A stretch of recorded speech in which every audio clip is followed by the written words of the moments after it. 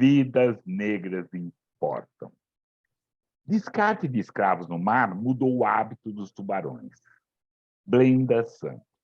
Escrevo para criar outras imagens de você deitado, para fazer com que as próprias mãos justiça, e lembrar que aqui não se pode temer, nem pode esquecer.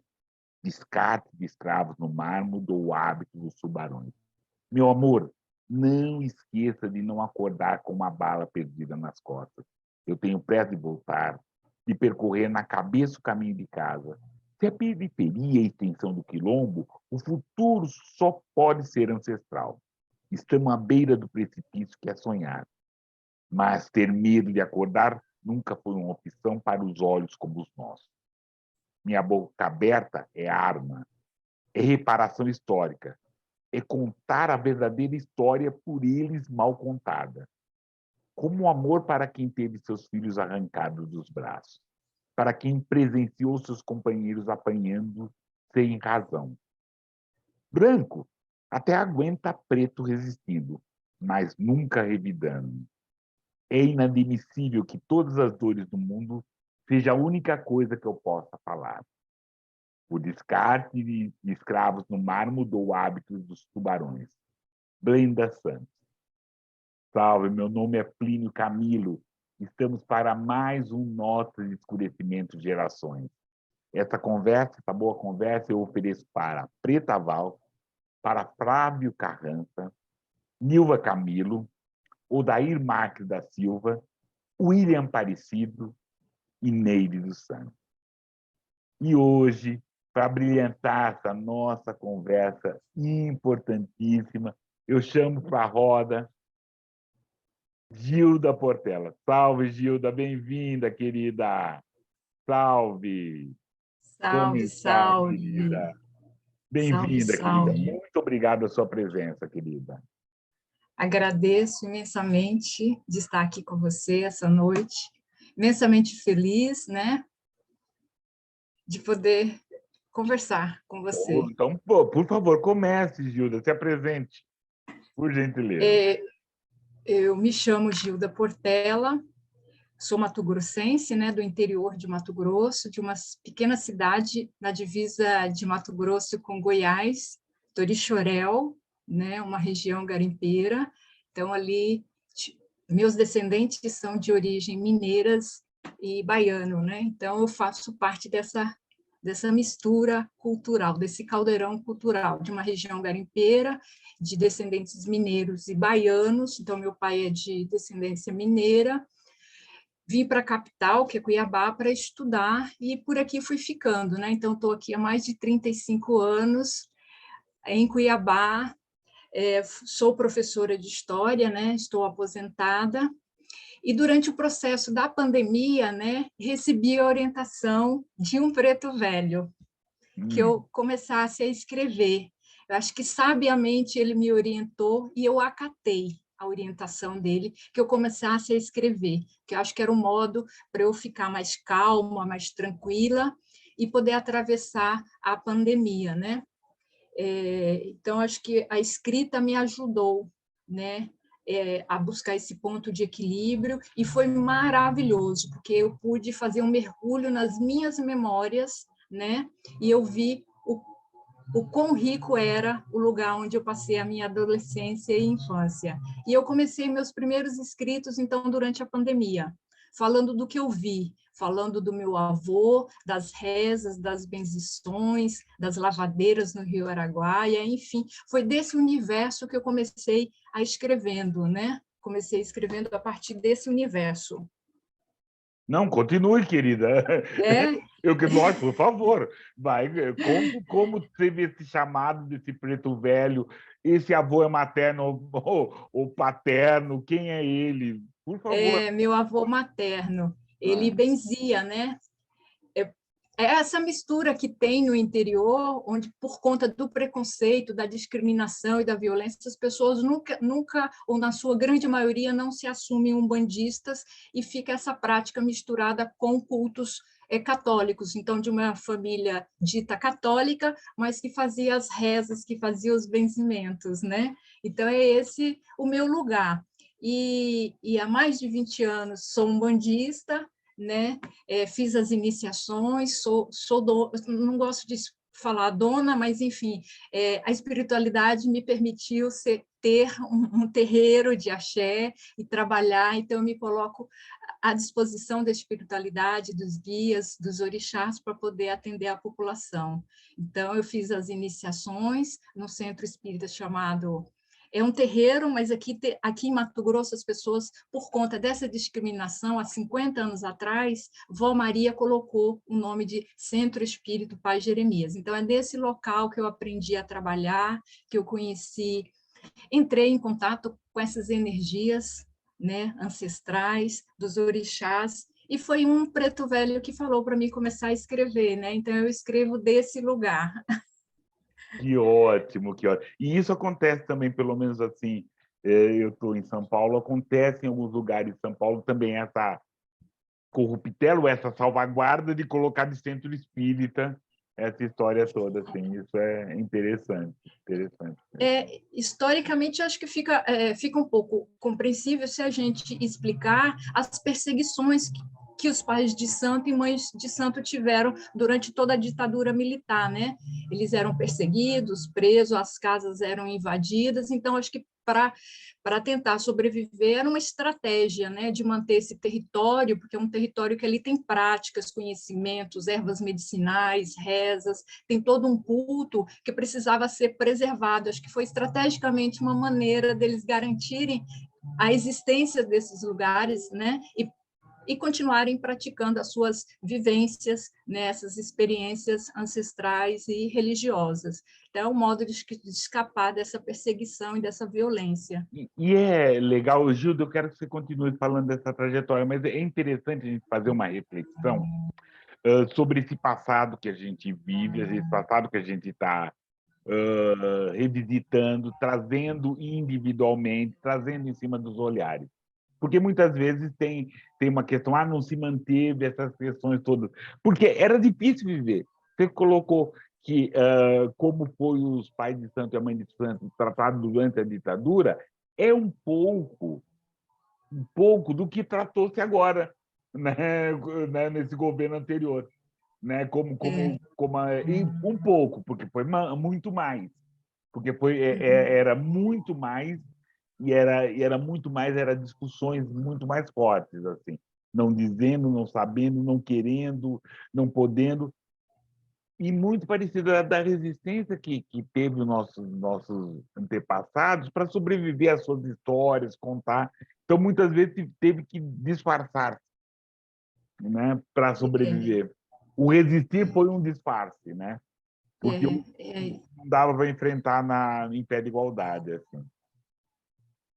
E se a gente, você falando aí, eu aqui me lembrando de uma frase, né, que pudesse, assim, levar a gente a refletir sobre esse.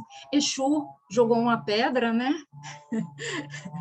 e essa pedra acertou o pássaro ontem. Ele joga a pedra hoje, mas acertou o pássaro ontem. Esse tempo cíclico, né, não é o tempo linear. Na cultura, na nossa cultura ancestral, dos povos pretos, não é o tempo linear, esse tempo horizontal da cultura eurocentrada, né? Esse tempo cíclico. Então, infelizmente, tem as coisas boas, né? Desse tempo cíclico, né? Da gente crescer, fazer as coisas, prosperar, buscar novos horizontes, mas tem essa perseguição, eu percebo ciclicamente volta isso, né? Enquanto as pessoas não aprenderem a respeitar outros povos, outras culturas, outras manifestações religiosas, outro estilo de narrativa, né? Outro tipo de escrita e de religião, as minorias que não são minorias, né? Que é a grande maioria da população brasileira, como estratégia de sobrevivência, busca essas bordas, essas estratégias de sobrevivência e vai buscando nessas frechas, né? Nessas frestas, desculpe, pronunciei a palavra errada, nessas frestas, né? Mas isso também mostra para mim que é um grande encruzilhado, né? Mas É uma a grande ideia, só encruzilhada. comentar, a ideia de flecha ficou muito bonito. Busca nessas flechas que você está tirando, né?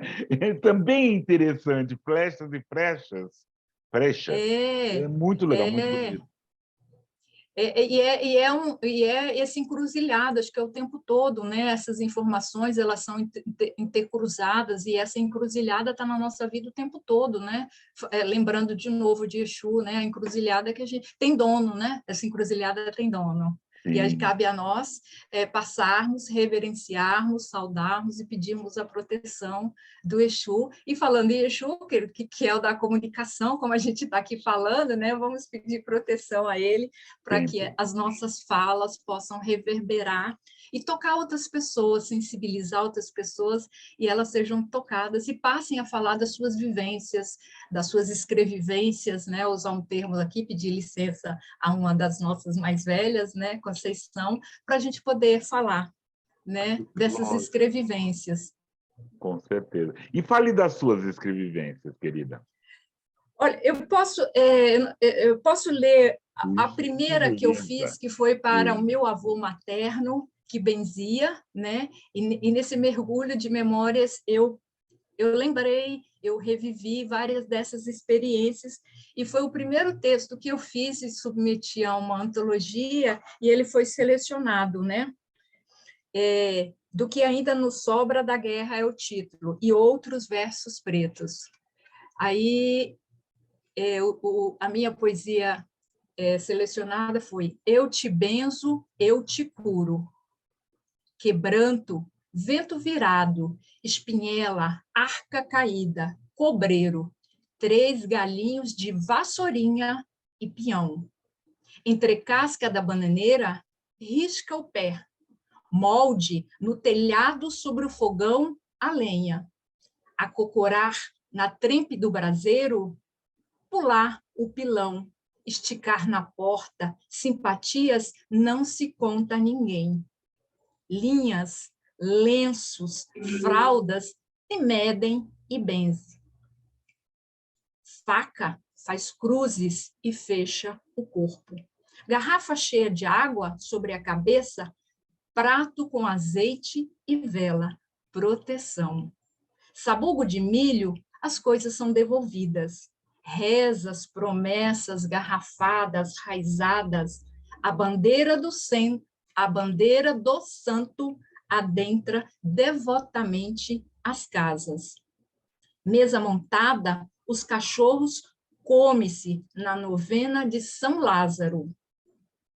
Casa e se batiza na fogueira de São João Batista. Dança, canta na folia do Santo Reis. Louvação a Santa Luzia e as almas do cruzeiro. Não há nada que Padim Padiciço não resolva, ou Divino Espírito Santo e o Pai Eterno ilumine. Legal, querida. Querida, mostra a capa do livro, por favor. Tudo bem.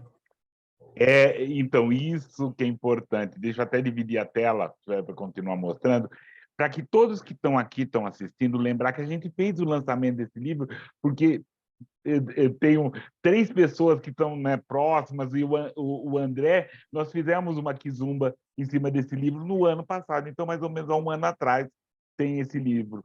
Então, eu até vou deixar no card, não estava planejado, mas essa quizumba que nós tivemos aí para as pessoas verem, assim, que nós falamos do livro, o Andrézinho foi muito gentil, falou desse livro. Dá o serviço, querido, esse livro onde que foi que por que editora? O título é Do que ainda nos sobra da guerra e outros versos pretos. É pelo o selo, né, pela editora IP Amarelo. Lá de Santa Catarina. Exatamente. Foi minha primeira experiência, meu primeiro texto selecionado para participar, e era falando do meu avô, falando das práticas religiosas que tinha na minha família materna, né? É o que eu vi meu avô fazendo, as benzições, as rezas, né? As simpatias, as orações. Então, a minha escrita eu tenho pautado por isso, né? E eu achei legal você falar que fez uma quizoma com o André, porque acho que é um pouco disso. Foi assim que eu terminei conhecendo você, né? Eu vi uma live, daí a pouco Rose falou de você, Rose Brasil, né? E daí está eu hoje aqui com você, dividindo esse espaço maravilhoso. E eu acredito nessas coisas, nessas redes, sabe? De um falar do outro, ajudar, colaborar, divulgar o trabalho, o serviço, a escrita, as experiências, sabe? Eu acho que isso é um pouco de nós, Não, essa coisa do compartilhar. e é muito gostoso, porque primeiro você se percebe como um escritor, em boa companhia. Né, gente? Pô, olha, do lado tem uma Gilda, olha, do lado tem um Rose, olha ali para frente está um Andrezinho. Tem várias pessoas, tem muito bons escritores, você quer estar por perto dessa coisa toda. Tem aquela outra prática, né, que a gente discute, a gente fala, tem essa camada, somos, né, essa quizuma desses negros, dessas negros, a gente fala, mas não é uma coisa que eu vivo, mas que meu pai viveu, não é uma coisa que eu vivo, mas minha vizinha, que era preta, viveu. E isso é muito gostoso. Além do que é uma delícia e dá aquela raivinha, né? Quero escrever como ela. Ah, a Gilda fez assim, eu quero também fazer, vou fazer. Então, isso é muito bom, sadio, fala dessas nossas dores, fala desses nossos olhares, né? Não fala só dessas nossas dores, mas fala desses nossos encantamentos, como essa poesia para o seu avô. Muito legal. Esses encantamentos que eu acho que é o alimento, né? Para a gente continuar um se fortalecendo no outro. Eu sozinha não sou nada, eu junto com você nós somos e podemos ser muito mais. Acho que esse partilhar, esse compartilhar de um segurar na mão do outro. Sozinho a gente não faz nada, em conjunto a gente pode muito mais. Eu acho que essa é o grande legado do povo preto, né? E é por isso que eles nunca conseguiram nos silenciar, né? Que a gente está sempre em grupo, eu nunca ando só, né? Exatamente. Estou em boa companhia. Mexe comigo, está mexendo com Agradeço. essa negrada aqui. É. Posso mostrar uma outra experiência que Sim, também é por nesses gentileza, coletivos, por assim? favor, por favor. É, é, esse aqui, já separei, é o último, né? Eu O mais mostrei, eu falei, vou recente. escolher dois. É o Vou mais escolher recente. o primeiro e vou escolher o mais novinho, né? O caçula, mas tão importante quanto, né? Tão maduro quanto. Esse aqui que eu participei também é um coletivo, né? Eu chamo de coletivo, mas acho que eu expressei errado. É uma antologia, são vários textos juntos, várias poesias, vários textos, né? Contos. E tem um aqui que eu falo também dessa força desses coletivos, dessa força de vários outros que vieram antes de mim e possibilitaram que eu estivesse hoje aqui. Então, eu cito nesse texto Sueli, né, a Casa Sueli Carneiro, né? Enfim, eu não vou dizer tudo que eu cito, eu vou dar uma lida, né? Espero que sirva, né, de estímulo, que adube outras a se inspirarem em mim, a olhar, acreditar que podem escrever e começar a participar desses coletivos, né? Gilda, Quem mais somos? uma coisa importante, assim. Não é, a gente quer ouvir tudo, seu. O que for possível de você nos mostrar, quer ouvir tudo. Porque o tempo é para você. A Ah, gente quer conhecer a agradeço. Gilda Portela como escritora, o que ela Então pensa, o que tá, ela fala. Então, não se poupe, tá bom? Por tá favor. joia.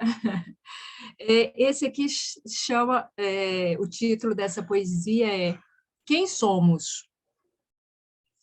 A pandemia rasgou fundo a tez, encurtando vidas. Escrevivências de corpos pretos. Vozes negras recitam, cantam, lamentam as balas cravadas, os soterramentos e alagamentos. Atabaques rememoram sagrados espetáculos. A FLUP homenageia trajetórias periféricas, histórias de luta. Muitos de nós reafirmam quem somos. Da ponte para cá, momentos coletivos. Poéticas relembra que nossos passos vêm de longe. O presente semeia tempos de liderança feminina nos cadernos negros. A memória celebra ancestralidade, conquistas e afetividades, África e africanidades, sensibilidades potentes, não fogem à luta. Resistência, vidas negras importam. Casa Sueli Carneiro, feminista, Gueledés, combate racismo e ao sexismo. Promove e valoriza mulheres negras.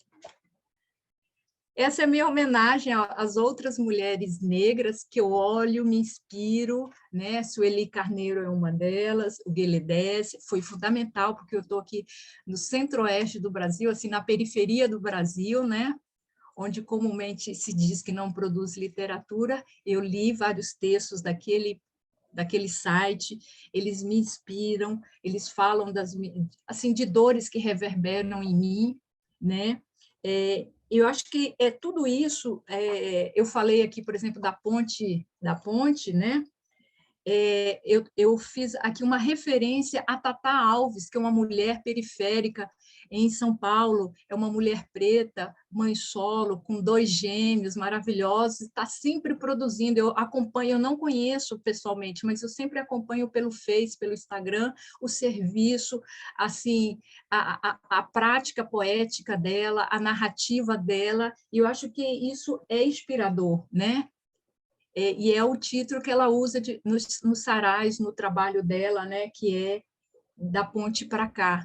Então, acho que é importante a gente usar a nossa escrita para falar dessas outras mulheres. Eu falo aqui da África e africanidade, que é né, de onde esse material saiu, como saiu muita coisa, os Cadernos Negros está aí há anos produzindo, falando, né, reverberando esses sonhos, esses desejos, e publicando uma literatura grandiosíssima, né, poderosíssima, importante para mostrar quem somos.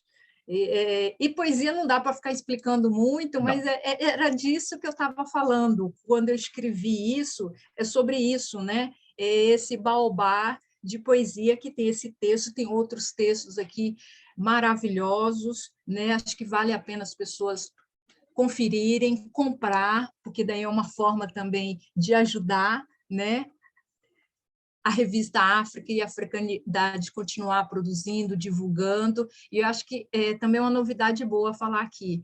Conseguiu uma nota maravilhosa, né? Ela foi agora A4, né? A nova categoria. Então, assim, saiu daquela coisa da informalidade, é só texto. Não, agora é texto A4, né? Vale falar, é produção de conhecimento, é ciência, né? Tem um A, é A4, né? Não é qualquer escrita, não é uma coisa pequena, menor. Acho que isso também é importante falar, né? É Com científico, pode certeza. jogar no currículo Lattes, né? Não E é isso uma é literatura. importante. Isso é importante falar que é um trabalho importantíssimo da Nájila de Oliveira, África e Africanidade. Ela já produziu várias coisas, vai produzir muito mais. Produziu esse Baobá de Concreto, muito interessante. Vários escritores e potências escritoras fazendo. Aqui já tivemos algumas aqui que já falaram bastante, mas principalmente esse aí falar uma questão. Acho que todo mundo que está acompanhando um pouco Notas esse ano, eu estou descaradamente em campanha pela Esmeralda Ribeiro, alguma coisa que represente, que faça algumas outras coisas. E ela está aí, né? Como quando ela falou, Aqui. ela está escrevendo. Ela, Benedita Lopes, outras negras e negros, e importantíssimo, Elizabeth Nascimento, tem várias aqui, que já Cristiane passaram, Sobral, Viviane né? Sobral, que já passaram, estão aqui, estão fazendo. Então, é importante esse trabalho da Nájila também, como outros trabalhos, mas esse trabalho da Nájila é importante, né? Como o da Jéssica P. também, que tá fazendo, está aglutinando as pessoas. Então, esse trabalho de trazer esse coletivo, desse estar junto que eu e a Gilda falamos, né? Que é importante. Assim. Querida, continue, fale da sua escrita, mais, por favor. Vou falar de uma iniciativa, porque eu acho que é importante isso, acho que também é papel do Estado abraçar esses coletivos, abrir editais para que sejam produzidos livros, para que sejam divulgados nas escolas, para que as escolas estaduais, as escolas municipais possam ter acesso. Então, acho que é fundamental falar da Lei Aldir Blanc e demais outras formas do Estado, da Prefeitura, enfim, produzir e publicar material, né? E aqui em Mato Grosso, há 2 anos atrás, teve essa iniciativa. Foi aberto um edital, acho que teria que ter todo ano, não é um só a cada 2, 3 anos, não, teria que ter todo ano, e teria que ser reservado cotas para a população negra, livros, editais, revistas que contemple a temática afro-brasileira, a temática religiosa, né? Para o povo de terreiro, para o povo do axé, para a Umbanda, para o candomblé, enfim, acho que isso é fundamental. Aí tivemos o apoio do governo do estado aqui de Mato Grosso, que promoveu o primeiro prêmio de literatura, que é uma antologia de contos e poemas, né? E eu fui selecionada e fiquei em segundo lugar nessa coletânea, né? Porque teve um concurso, foi aberto um concurso pelo Ruído Manifesto, abriu o edital, várias pessoas se inscreveram, aí eles selecionaram, e eu fui, na poesia, segunda colocada. E como prêmio tinha valor em dinheiro, que eu acho isso também importante para quem escreve, né? A premiação, porque é uma forma de valorizar e de remunerar, né? Porque senão você fica sempre de pires na mão, para alguém publicar, para poder vender, para conseguir a grana para pagar o aluguel, a água, a luz, enfim, fica sempre nessa, né? Então, acho que é importante também ter as premiações, ter premiações em dinheiro, enfim. Eu vou ler aqui o que eu escrevi, né?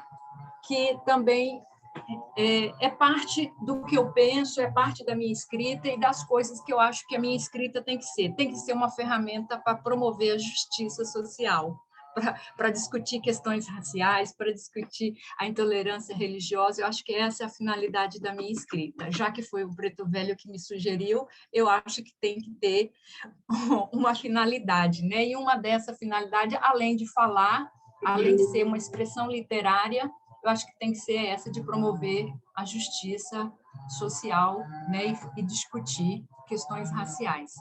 Maldição. A boca que beija a bandeira de São Benedito é a mesma que humilha e maltrata os empregados. A boca que beija o anel do arcebispo é a mesma que difama a filha da mãe solteira. A boca que faz o sinal da cruz e recebe a hóstia consagrada é a mesma que propaga a intolerância religiosa. A boca que recita salmos e versículos é a mesma que destila o racismo. A boca que clama, sangue de Jesus tem poder, cala-se diante da bala perdida que tomba negros. A boca que brada amém e glória ao Senhor aquieta-se nos altos índices de feminicídio. Maldita boca! A boca mastiga e come as negras carnes. A boca tritura os melhores anos da negra carne. A boca beija e lambe negra carne jovem. A boca suga energias salutares das negras carnes. A boca degusta o melhor carpaccio negro. Boca, delícia nos quentes lábios úmidos negros. Maldita engrenagem. A boca que jurou reduzir sofrimentos e salvar vidas nega atendimento nos ambulatórios pela tez. A boca que jurou garantir o Estado de Direito faz oratória pela redução penal. Oca boca. Sai o que está entranhado na alma. Maldição, exclusão e racialização.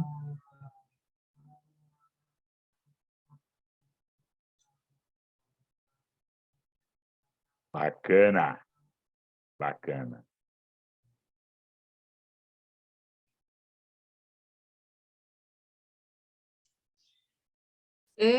Assim, uma chacoalhada, né? Eu espero que seja uma chacoalhada para as pessoas, né, refletirem, os médicos, os juízes, os advogados, né, as diversas autoridades religiosas, a sociedade como um todo. E eu tentei trazer assim discussões, né, do feminicídio, da redução penal, né, os índices de mortalidade dos jovens negros, esses índices altíssimos que recai e sobrecai sobre as mulheres negras. Enfim, esse texto era para falar um pouco de tudo isso, né? Me veio uma curiosidade, aí você pode esclarecer para mim muito. Que, lógico, a gente imagina, mas como é a questão negra aí no Mato Grosso, em Cuiabá? Como é esse negro Terrível, em Cuiabá? terrível. Essa negra, É, é, eu vou falar do feminicídio, né? por favor. Aqui teve um aumento de 30% do ano passado para este ano, 30% do índice de feminicídio. E o feminicídio das mulheres de um modo geral. Quando você faz traz para a questão étnico-racial e fala das mulheres negras, o grande número né, recai sobre as mulheres negras. É uma realidade triste, dói muito falar isso e é assustador, né? Sei. E a população mato-grossense, na sua grande maioria, é composta por pessoas negras, né? E só que você vai na universidade, os professores, na sua grande maioria, são professores brancos, você vai no judiciário, juízes, me parece que aqui tem uma pessoa negra só no judiciário, nos cargos de comando, né? Então, assim, isso mostra esse fosso que existe, né? É gritante e é escandaloso você não ter juízes negros, você não ter médicos negros, você não ter professores universitários negros, né? Eu digo que eu sou um pouco abusada. Aqui na UFMT tem um núcleo de pesquisa, eu vou lá de vez em quando, participo dos debates, das pesquisas, vejo, acompanho, participo das reuniões, mas mesmo sendo um núcleo de pesquisa, né, para tratar de questões étnico-raciais, eu fui fazer um levantamento de curiosidade, né, e é pequeno a produção perante o resto da produção da UFMT, né? Então, é escandaloso, Plínio, é grande, assim, o abismo, e reforça que esse racismo é presente, as autoridades não querem ver, não querem discutir e não querem falar sobre, né? Então, tá tudo, aquele grande fingimento, tá tudo bem, tá tudo bom, mas não é. Uhum. Feminicídio é doído aqui, né, porque tem aumentado e as mulheres negras sofrem e sofrem muito mais. Nos laboratórios, quando vão buscar amparo e ajuda, eu participo de um outro coletivo que chamamos, né, chamamos porque eu faço parte, coletivos Herdeiras do Quariterê. Herdeiras do Quariterê, porque a gente faz referência a Teresa de Benguela, né? Teresa de Benguela, que é uma mulher negra, a gente deve falar, ressaltar sempre, aqui de Mato Grosso, lá de Vila Bela, da Santíssima Trindade, que foi a primeira capital de Mato Grosso. Então, Teresa de Benguela é desse quilombo chamado Quilombo do Quariterê. E a gente, enquanto esse coletivo, promovemos reuniões, discussões e fazemos projetos para tentar, né, sensibilizar outras mulheres, trazer outras mulheres para essa discussão e cobrar do governo, cobrar do município políticas públicas que contemplem, né, a grande parte da população mato-grossense que é negra, né? Não sei se eu respondi o que você perguntou. Eu nem respondeu, para lá de respondeu. E aí suscitou outras perguntas, eu vou querer outros esclarecimentos seu, aproveitar a sua sapiência. Fale de Teresa de Benguela, por exemplo. Por favor. Olha, Teresa de Benguela, eu vou chamar para essa roda, né? Mesmo ela não estando aqui, eu vou chamar para essa roda uma outra pessoa que eu admiro e eu tiro o chapéu, assim, minha amiga, eu tenho a sorte de tê-la como amiga, que é a doutora Silviane Ramos. A tese dela, tanto do mestrado e depois para o doutorado, foi sobre questões de Vila Bela, e Teresa de Benguela é a cereja do bolo, né? Então, eu fico assim, até meio inibida de falar de Teresa de Benguela depois da tese, enfim, do trabalho de Silviane. Mas Teresa de Benguela é essa mulher negra que institui dentro do quilombo do Quariterê o sistema parlamentarista. E uma coisa importante que eu gosto de falar do quilombo do Quariterê é que ali não tinha só pessoas negras, ali tinha brancos degredados, ela acolhia essas pessoas dentro do quilombo, tinha população indígena e os negros. E ali,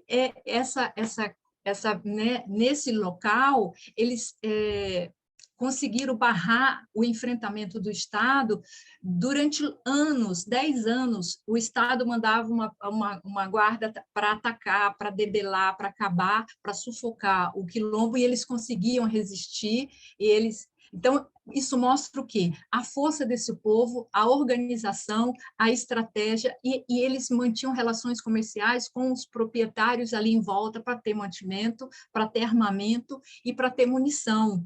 E eles faziam fundição, que é assim, uma grande invenção, né, tecnológica da época, que era a fundição. Eles fabricavam as ferramentas, eles trabalhavam, eles produziam e eles revendiam o que sobrava, eles mantinham relações comerciais. Estrategicamente, eles sabiam com quem trocar e revender e conseguir continuar produzindo e garantir a autonomia. Então, não era só negros. Estrategicamente, eles sabiam com quem se aliar, não era qualquer um, né? Então, essas alianças eram estratégias, e isso garantiu a autonomia durante um bom tempo. Uma outra estratégia, o quilombo, o outro nome do mesmo quilombo, né, que é quilombo do Quariterê, é o quilombo grande. Então, tinha o quilombo grande, ele ficava numa região, mas antes do quilombo grande, tinha estrategicamente outros pequenos quilombos menores em volta. Então, se fosse atacado, seria um pequeno quilombo menor.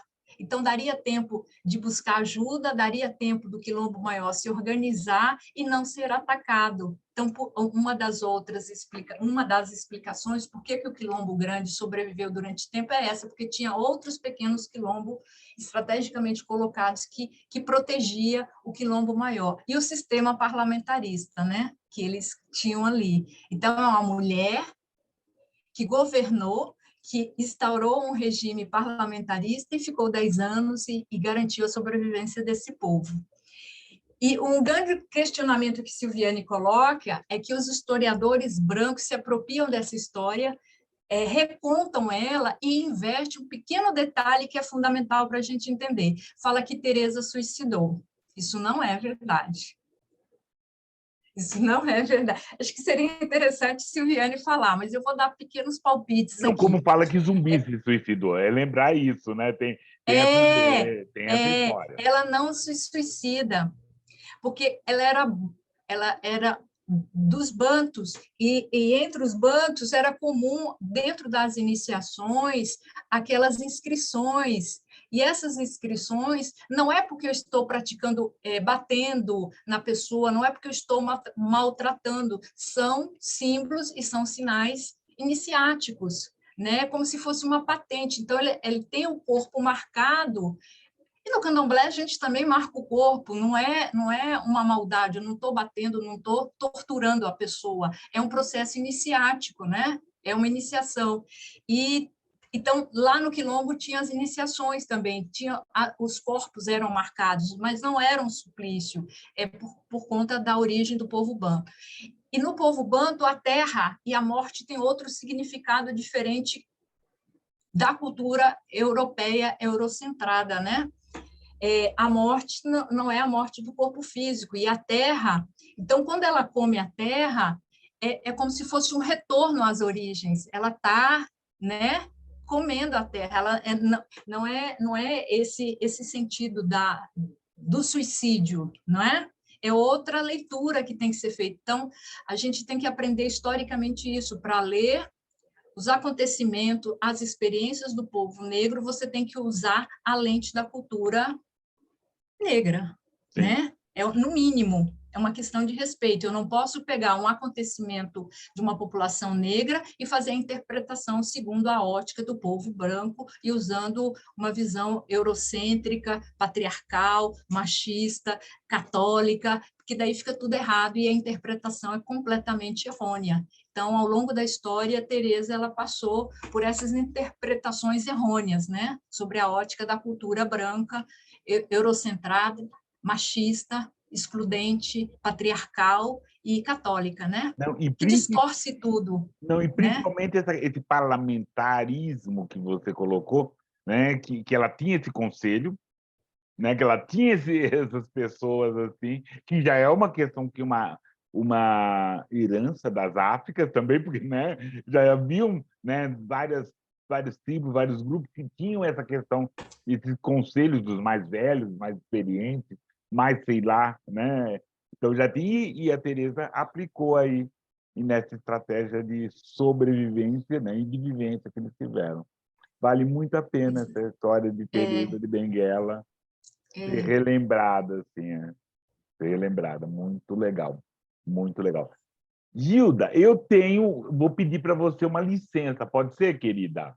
claro, Pode ser? Vamos, assim, aproveitar claro. também e falar, assim, desse momento nosso que a gente tem, né? Falar desses griots que são para lá de importante, né?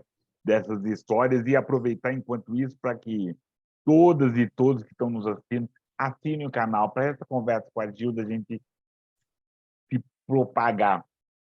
E aí, tomando a sua fala, Gilda, peço licença, também vou trazer um preto velho importante para a gente conversar. É o José Rufino dos Santos, que até outro dia estava junto de nós. Ele é nascido, filho de pernambucanos também, nasceu em 18 de julho de 1941, em Cascadura, subúrbio carioca.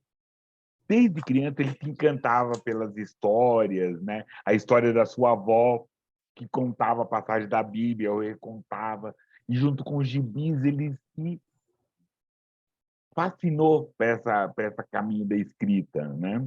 Ele entrou no curso de História, né? Foi fazer História na antiga Faculdade de Filosofia da Universidade do Brasil, começou como professor, dando aula em cursos pré-vestibulares e grêmio de faculdade, muito legal. Convidado pelo historiador Nelson Werneck Sodré para ser seu assistente, ele conviveu com grandes pensadores. E, durante o golpe de 64, pela sua militância política, ele precisou sair do Brasil, foi para Bolívia, Chile, né? E ficou pagando, acabou retornando e foi preso 3 vezes aqui. Ele foi um escritor um negro que sofreu bastante com essa questão da ditadura, né? Ele foi mandado pelo presídio em 72, né? Porque ele fazia parte da militância da Ação Libertadora Nacional, ALN. Bom, teve anistia, superou a anistia, ele foi integrado no Ministério da Educação, né? Trabalhou na Fundação Palmares, ele realizou, sob a gestão dele, as celebrações dos 300 anos da morte de Zumbi, né? Ocorrendo em Alagoas. Então, ele tem uma escrita fascinante, uma história fascinante, escreve para criança, escreve, né, foi ganhador do Prêmio Jabuti com A Estranha Aventura de Tai Lai, e também, né, o Prêmio Originelessa, me perdoe, né? Ele, com qual foi o livro? Quando eu voltei, eu tive uma surpresa, que é a reunião de cartas que ele escreveu para o filho dele, que também chamava Nelson. O Barbeiro Judeu, a prestação de conta contra o sargento da motocicleta. Então, ele tem uma produção muito grande de prosa, poesia, tem uma prosa muito bacana, muito bonita. Luísa, que ele fala sobre a Luísa Malim. Então, é interessante lembrar esse José, né? Joel Rufino dos Santos, né? Joel Rufino dos Santos, eu posso ter falado, é muito importante para falar dele e falar dessas coisas todas, assim. E aí voltamos agora com a Gilda. Sim, querida, conte-nos. Olha, separei aqui também, porque eu acho que é importante falar dessas ações que acontecem na periferia. E eu acho que eu estou na periferia do Brasil, né? Mato Grosso é considerada a capital do agronegócio, eu não tenho orgulho nenhum de falar isso, né? Não tenho orgulho nenhum de falar isso, enfim, é considerada a capital do agronegócio e, infelizmente, é aqui que eu moro e eu tento fazer desse meu ofício de escrita esse grito, né? E aqui tem outras mulheres que reverberam junto comigo, né? Essas vivências. Aí, no Rio de Janeiro, eu participei da FLUP, né? Que é uma outra iniciativa, né? Cartas para a Esperança. Então, eu acho que é fundamental também falar de esperança, né? Mas aqui a esperança é uma mulher, não é só o ato do esperar. Esperar também é bom, mas esperar fazendo alguma coisa, planejando, é importante. Então, nesse texto aqui, eu cito uma outra mulher aqui de Mato Grosso, que eu acho importante falar, que é Laura Ferreira da Silva, uma líder quilombola, né, da região do Mata Cavalo, que é um grande quilombo que nós temos aqui na região, na Baixada Cuiabana, no município de Nossa Senhora do Livramento. Então, é uma líder quilombola, é uma mulher preta, né? E eu cito nessa carta para a Esperança, eu cito Laura, porque Laura, como Esperança Garcia, é uma mulher preta e Laura é quilombola, então, dentro dessa realidade, ela luta pelos seus, ela luta pela sua comunidade, para que seja certificada, para que todos os quilombos aqui em Mato Grosso tenham as suas terras titularizadas, acho que é um grande sonho de todos os quilombos aqui em Mato Grosso, como no Brasil, né? A CONAC está aí junto ao governo federal, com essa bandeira, eu acho importante falar disso. Então, nessa minha carta aqui, nessa minha carta para a Esperança, que a FLUP fez ano passado, né? Eu falo da nossa líder quilombola aqui em Mato Grosso, que é Laura Ferreira da Silva. Então, acho que um pouco de mim é isso, é falar dessas outras mulheres, é estar junto com elas, porque eu sozinha não faço nada, eu com outras nós somos mais forte, né? Nós podemos fazer mais. Então, acho que é esse o sonho meu, né? É fazer com que essa minha escrita some, né? E deixe marcas, né? Leve as pessoas a refletir, mas, enfim, é falar dessas práticas, é falar desses saberes e encorajar outras pessoas a escrever. Acho que é isso. É difícil falar da gente, né? Com certeza, mas vamos aproveitar e vai pegando. Leia, por gentileza, leia para a gente. Assim. É um texto grande, então, no primeiro momento, eu estou falando de Esperança Garcia, né? Da luta que ela teve, a carta que ela escreve, né, pedindo, primeiro ela denuncia os espancamentos e pede para que o filho seja batizado, né? Então essa carta fica esquecida, perdida durante muito tempo e finalmente agora no século XXI, né? Ela vem à tona e ela se torna a primeira mulher advogada, né? Considerada, porque é considerada a carta que ela faz denunciando as condições de vida como uma petição, mesmo ela não sendo advogada com título acadêmico, na prática ela denunciou e mostra que há muito tempo atrás as nossas já sabiam escrever. Então não é verdade que a gente não sabe escrever. Não é verdade que a gente não denuncia e não procura a justiça, né? Não, Então essa carta da esperança é emblemática por isso, né? É uma sim, mulher negra que sabia escrever, fez uma petição, reivindica direitos, denuncia e é uma carta forte, né? É uma carta muito forte e significativa. Isso faz com que ela, agora, no século XXI, seja considerada a primeira advogada negra. E no estado dela, me desculpe porque eu não memorizei o estado de origem dela, Piauí. lá, Piauí, justo. Obrigada pela lembrança. Ela é o dia do nascimento, ou desculpe, o dia da carta é considerado o dia da consciência negra lá, né? É o dia nacional, dia estadual no Piauí da consciência negra, porque é uma homenagem a essa carta. A data é a data da carta. Se eu não estiver falando besteira, é isso, né? Me corrija se eu estiver falando besteira, Não, mas eu acho que é isso, não, só tá? não tá. O que eu gosto também de pensar da questão da é isso que o que eu gosto de pensar assim, que muito mais do que uma petição foi uma estratégia negra que ela teve, porque ela escreveu não falando da história dela, porque ela não fala que ela queria liberdade, ela fala assim, ela fala para quem, para aquele branco que vai ler. Estou com vários filhos já muito sem batizar, né? E algumas assim, ela usa os argumentos do cara, do outro. Eu acho que É, tem essa questão da petição, mas também tem uma camada da escrita que ela está pensando em quem vai ler. Ela não escreveu pedindo, ela falou: poxa, olha, eu sou tão... O cara não me deixa rezar, ele não me deixa batizar, e piadas, ele usa essa questão toda assim. E no, é, por favor. exatamente. E ela fala das companheiras dela que estavam ali também sofrendo, né? É Exatamente. exatamente. É dia 6 de setembro. Eu estou aqui, enquanto você está falando, eu bati o olho aqui. É dia 6 de setembro que no Piauí é considerado o dia da consciência negra, né? E E é depois, por anos conta. depois, fizeram um outro censo, ela tinha voltado para a Fazenda da Esperança, ela acabou fugindo. O governador nunca leu essa carta, né? Nunca leu essa carta, e ela acabou fugindo no censo seguinte, fugiu, foi lá estar com o marido e com os filhos que ela estava, assim. Porque é interessante lembrar, né, na circunstância que está, foi 1776, salvo algum Eu, engano, acho que é. e é o momento onde o Marquês de Pombal expulsou os jesuítas. Os jesuítas que escravizaram muitos negros e Também. negras, escravizaram mesmo, eles também ensinaram eles a ler e a escrever. Esse é um lado. Uhum. As pessoas estavam escravizadas.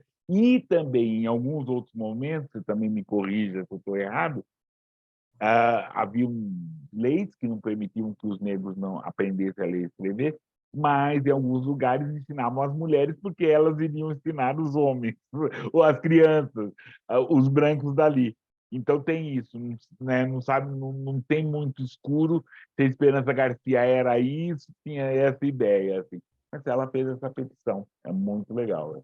E eu acho que assim é parte da construção identitária do povo preto. Acho que eu gosto de falar disso, porque é um registro, é uma marca. As mulheres escreviam, e para poder romper com essa pré-ideia concebida que os negros eram analfabetos, que os negros não sabiam ler, que eles não sabiam escrever, acho que rompe um pouco para mostrar essa resistência também, essa ousadia, que está tudo entrelaçado, né? Com essa coragem de denunciar, mas tem também o pesar, tem a dor, tem o sofrimento, mas tem a ousadia. Eu acho que está tudo entrelaçado. Aquilo que eu falei no início desse cruzamento, eu acho que é isso, né? Aí eu trago essa carta de esperança para os dias atuais e falo, né? Das mazelas, né? Essa parte é que eu acho interessante, né, na carta que eu fiz para a Esperança.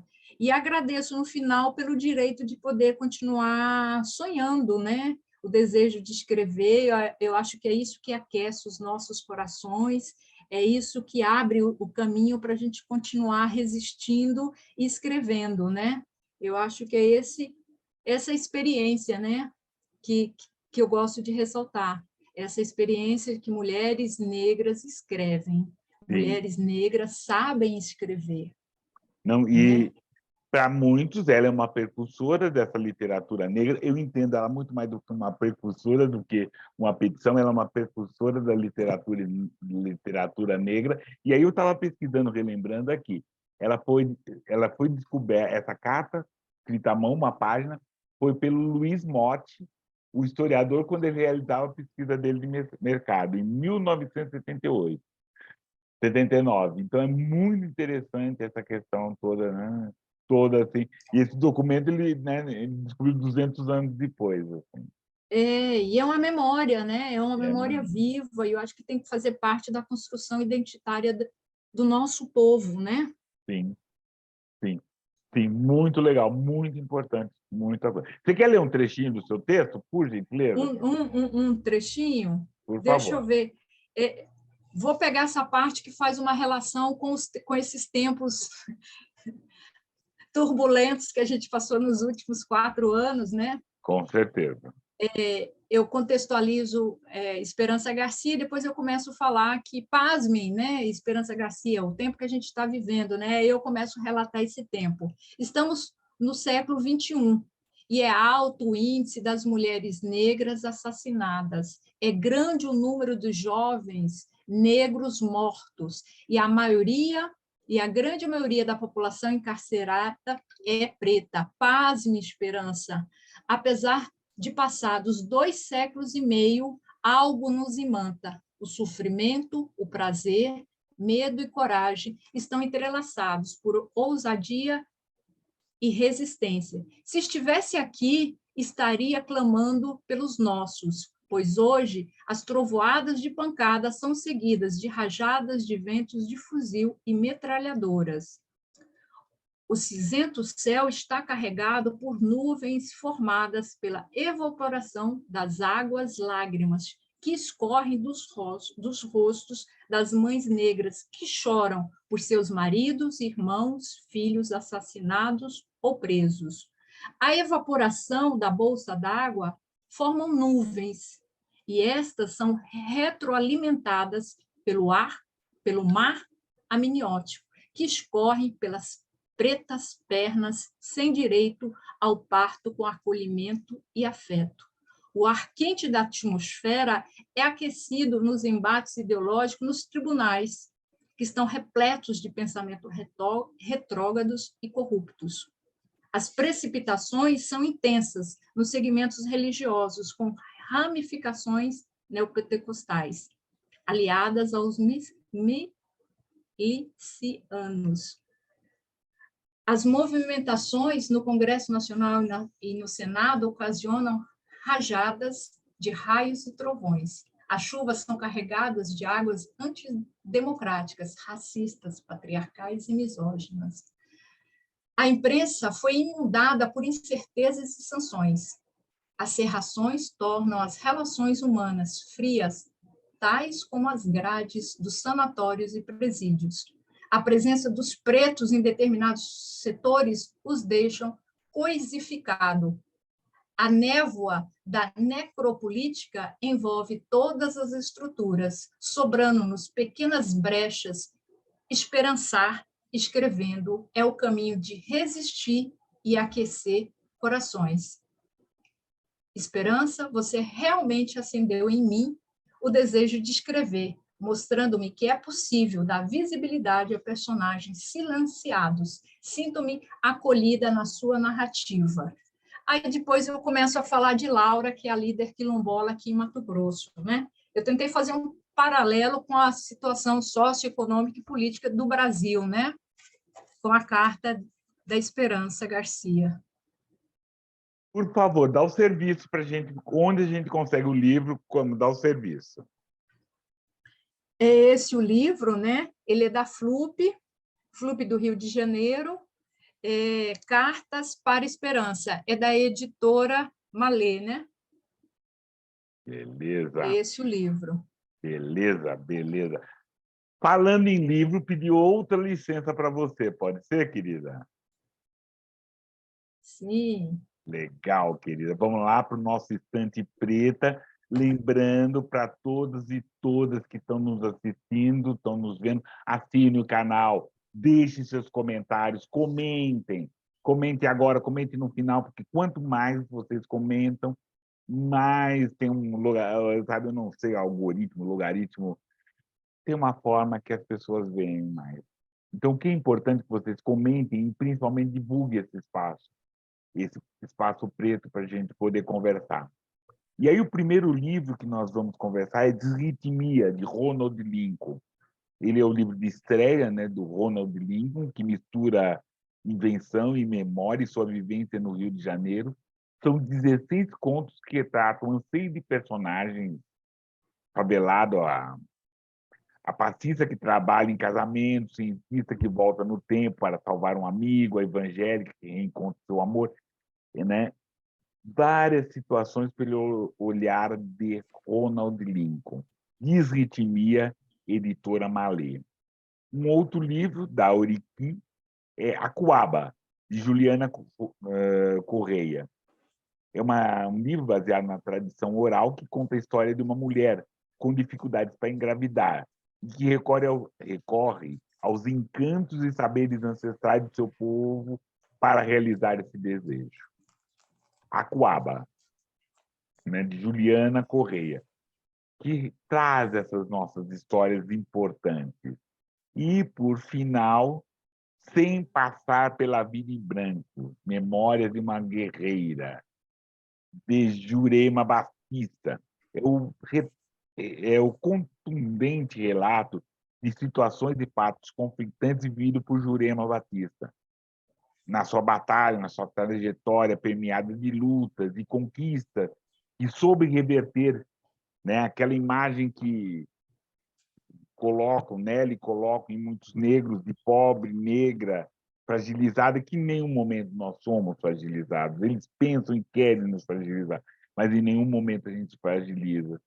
Muitas vezes a gente recua, mas lutar não é só ir para frente, lutar é também você dar um passo atrás para ter dois apoios para dar o soco. Então, aí nós temos esse livro, né, essa memória, né, pela Palas Editora, que mostra, né, mostra toda essa trajetória, essa negra trajetória de Jurema, né, que vai mostrando também outras mulheres que vão estando com ela, né, os seus passos, seu trabalho e sua militância. Sem passar pela vida em branco, né? Por favor, assine o canal. Vamos lá. Querida, estamos agora nos momentos finais, assim, para a gente conversar. Deixa eu colocar o vídeo aqui. Momentos finais. Queria, né, antes, né, mais alguns poemas seus que você nos contasse e cantasse. Olha, agradeço imensamente de estar aqui com você nesse espaço, né? E eu acho que é um momento de falar, né, um pouco mais da minha prática umbandista. Então, tem um conto aqui, não dá para ler, mas eu vou falar e vou mostrar aqui, né, que é esse Contos Marginais, Histórias na Umbanda. E o último texto é o meu que fala sobre Pai João de Aruanda, né? É um texto que fala do atabaque, como funciona uma gira, né? E vou falar de um elemento bem delicado, assim, uma prática usual que, devido ao corre-corre, tem perdido um pouco a sua força e tem deixado de lado, que é o ato de pedir bênção.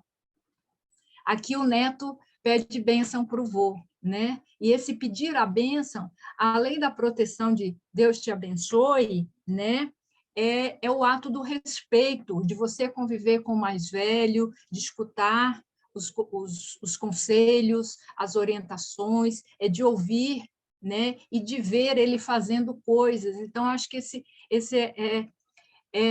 eu falo delicado porque ele é cheio, não é delicado que não tem importância, é delicado no sentido que é cheio de sabedoria, é enriquecedor, tem afeto, tem carinho, tem amor, tem colo, mas tem orientação. E junto com aquela orientação vem assim uma gama muito rica e múltipla de saberes, de conhecimento e práticas que o avô vai ensinando para o neto, né? Que é como tocar o atabaque, as músicas. Então, essa é uma vivência que esse neto vai vendo com o avô.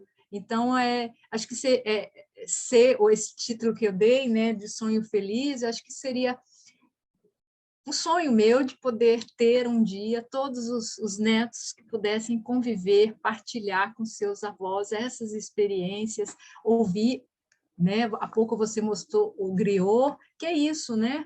Ele conta, ele fala, ele diz, ele canta, ele encanta, né, ao cantar ali, e ali naquele canto tem uma mensagem, naquela história tem uma filosofia, né? E aquela filosofia, ela é entranhada na nossa cultura, no dia a dia, e esse acho que é o grande aprendizado, né? É você aprender brincando, aprender fazendo as coisas no dia a dia de maneira orgânica e afetiva, né? Então, esse é um outro ponto, né, que eu escrevi, participou dessa antologia, né, que é História na Umbanda, e convido, né, as pessoas a assinarem o canal, né, Notas de Esquecimento, a conhecer a revista África e Africanidades, enfim, e se você pode comprar, compre. Se não pode comprar, pelo menos o curtir, o compartilhar é fundamental, né?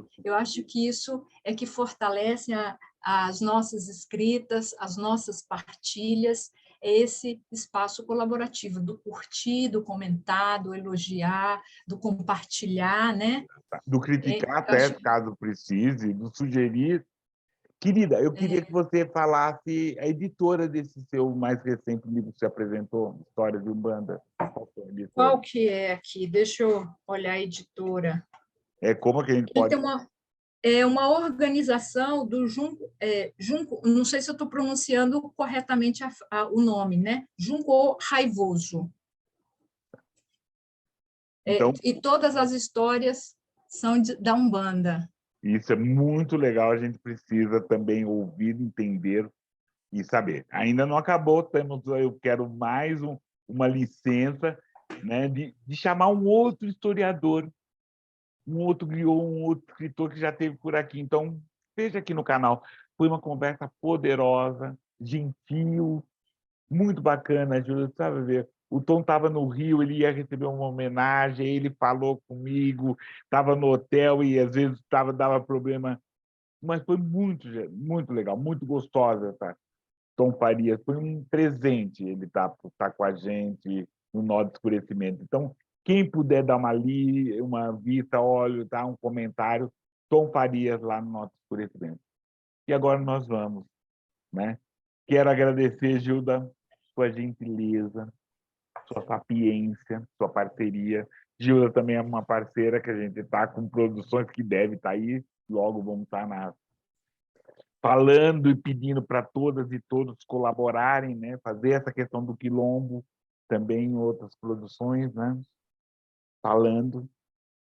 Gilda é um presente que eu conheci, né? E a gente tá aqui trabalhando junto, assim. Gil, O muito presente é obrigado. todo meu, o presente é todo meu, eu que agradeço.